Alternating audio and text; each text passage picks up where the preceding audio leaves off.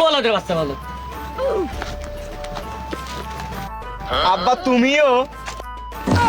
আমি কি? আমি বলদ, তার মানে তুমিও বলদ।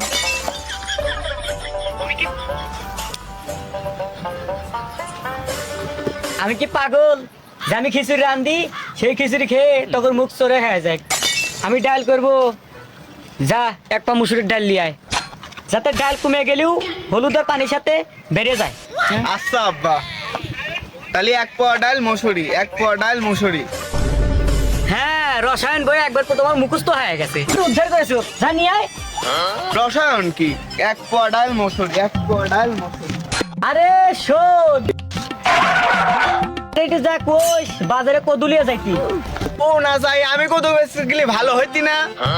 তুই একটু অন্য টাইপের বলো, অন্য কাস্টমার তোকে 2 টাকা কম দিবি নি, ওখান থেকে আবার তুই 2 টাকা চুরি করবি নি। আর মাইজাটা তা না। তোদের বাচ্চা বলদ হলে তাহলে আমি তোর হলে তুমিও।